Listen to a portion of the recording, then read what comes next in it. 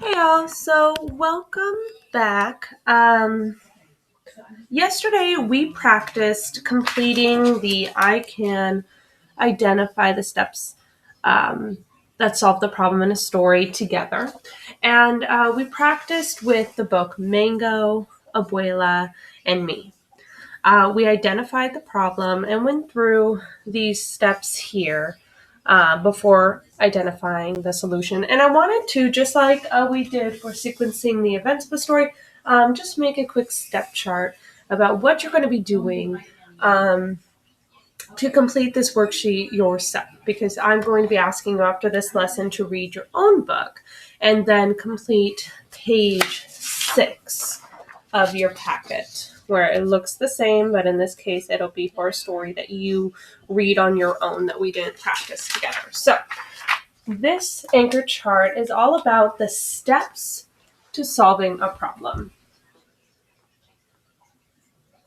Identifying. Ugh, there's no N in there. I always make these so messy. Ugh. Identifying the steps to solve a problem. That's a long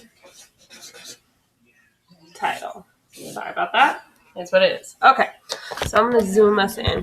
And one of the first steps, I think is the same as it was last time, is do a picture walk. When you are thinking about a book that you've just read, it's always a good idea to go through and just kind of try to summarize it yourself, which is why I always ask you guys on Monday to summarize the book you just listened to. So after you read your text, the first step is just go back through and do a picture walk. Look at the pictures and just say what you think happened. Do a picture walk. So since you read the book, you'll already know, so you won't need to read it again. Rereading a book is always good if you need to. But since you just read it, what I'm asking you to do is just go through and talk about the book. Look at the pictures and just say what you think are happening. And then after that, you need to ask yourself, what is the problem?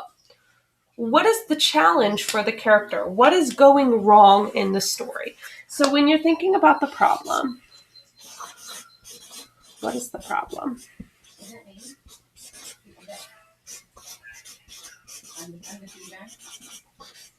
You're asking yourself, what is going wrong? So this isn't always, it doesn't always look the same. Sometimes it's not something that's bad that's happened to the character. Sometimes it's just something that's hard for the character. So in this case, what's hard for the character in Mango, Abuela, and Me is talking to her grandma. But sometimes it's the character might have lost something, or someone is mean to them, right? There's a lot of different kind of problems, but I'm going to put here, it could be a challenge or something goes wrong.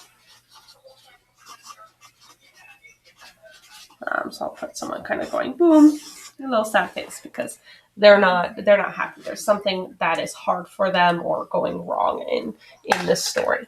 So after you identify the problem, what's important when you are, sorry, I always put you so low for the chart.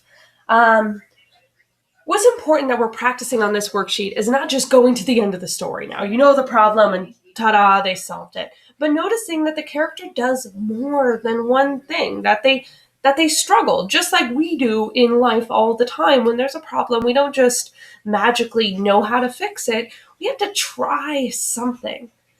And that's what's happening before we figure it out. We're trying, it doesn't quite work, so we try something else, and it doesn't quite work. So we want to go into the middle of the story. We want to think about, what are all those other things the character are doing?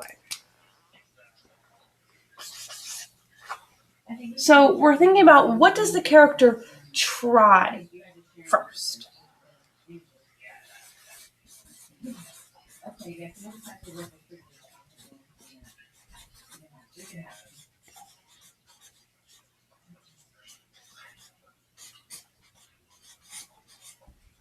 right?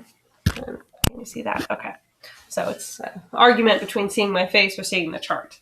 But what does the character try? And that means that they try something. I don't know. I'm going to draw like an ice cream cone. And it doesn't work. The ice cream falls. Not happy.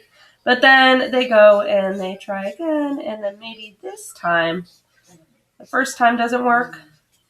But the second time, they stack the ice cream better. I don't know why I'm talking about ice cream, but maybe the second time works better, or maybe they have to try a third time. But the idea is that first doesn't work, second maybe works, third might work. You have to try and try again. So what is the character doing? And that is these boxes here. Step 3 is thinking about these 3 boxes. Then the last step, and this is the part we always rush to, but we want to slow down when thinking about the story.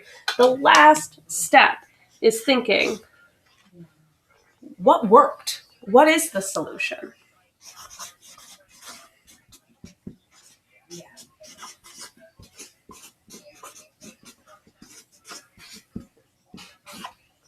What works? But before that, remember, there's all the things that didn't work. So now it's your turn. I want you to follow the steps for identifying how the character solves the problem. I want you to do a picture walk of your book. Read the book. And after you read the book, I want you to go back in and do a picture walk. Think about the book you just read.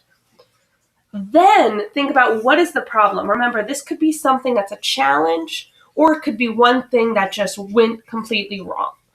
Like maybe when their parents weren't home, they broke a vase. And that's one thing, it just happened, that's wrong. But it could be something that's just hard to do, right? Then I want you to think about, what does the character try? Because they don't always just know what to do. That's the end of the story. That's how they figure it out. Like, aha, problem is over. But before that, they have to struggle. Something else happens. And that's where we're practicing. This step 3 should take a little longer. Maybe you have to go back and do a picture walk a couple times. But thinking about, what are these different steps that the character does that leads them to this last step, what the solution is. All right, guys, so now it's your turn. You are going to be completing page 6.